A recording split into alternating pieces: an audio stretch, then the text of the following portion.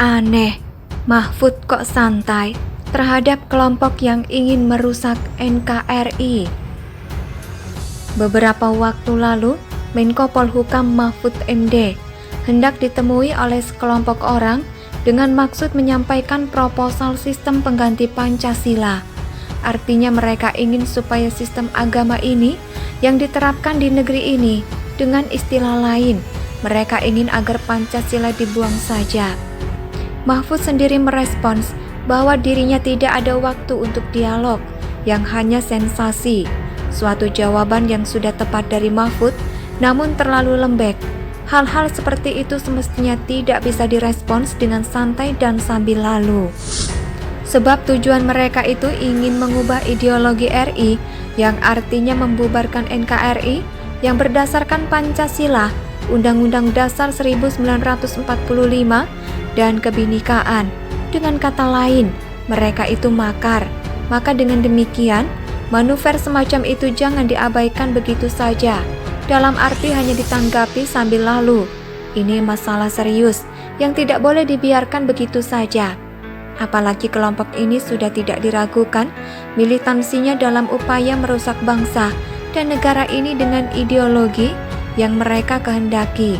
Mestinya kita semua sadar bahwa bentuk negeri ini sudah final, yakni negara kesatuan yang berlandaskan keberagaman.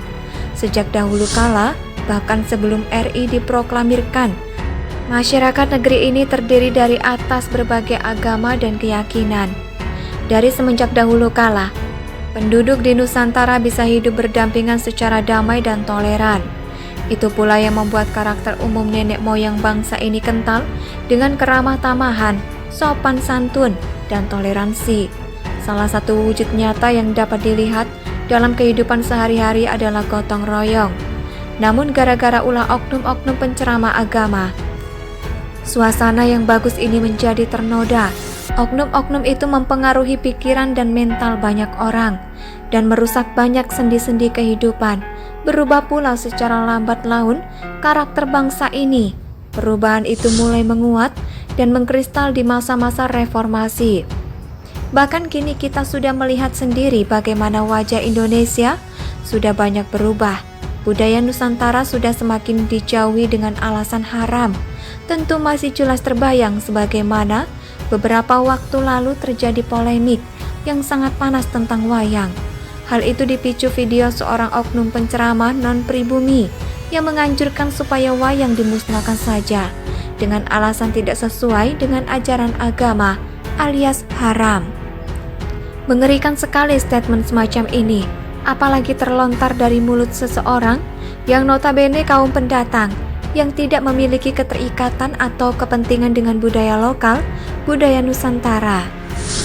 Lebih menyedihkan karena sebagian masyarakat sudah tidak peduli dan terkesan lebih mendukung pendapat oknum-oknum penceramah agama yang alirannya radikal dan memusuhi segala sesuatu yang berkaitan dengan tradisi dan budaya lokal. Maka dengan demikian, oknum tersebut di atas sudah mengabaikan Undang-Undang Dasar 1945 yang menjamin pelestarian budaya-budaya Nusantara.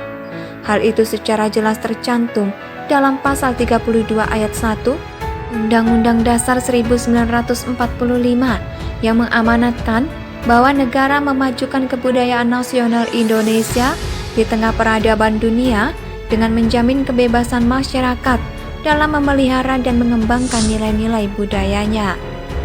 Namun kok ada oknum yang malah menganjurkan agar budaya Nusantara dalam bentuk wayang itu dimusnahkan. Namun secara umum demikianlah pandangan dan keinginan pihak-pihak atau kelompok yang sejak dulu ingin mengubah ideologi Pancasila dan menggantinya dengan sistem agama. Sementara di Indonesia, mereka bebas berkeliaran dan malah dengan ringannya ingin berdialog dengan Mahfud MD untuk sekalian mengajukan proposal soal pemerintahan khilafah. Cilakanya, Menko Polhukam ini cuma menanggapinya dengan santai dan berkata bahwa dirinya tidak ada waktu melayani dialog yang hanya sensasi.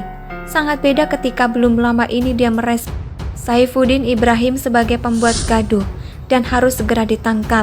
Maka sikap Mahfud MD ini sangat disesalkan. Padahal bukankah semestinya dia harus lebih tegas dan galak terhadap oknum-oknum yang sudah jelas-jelas melecehkan NKRI, yang tanpa risih sedikit pun ingin mengubah ideologi bangsa ini. Artikel ini ditulis oleh Panjat H di siward.com. Bagaimana menurut pendapat Anda? Silakan tulis pendapat Anda di kolom komentar.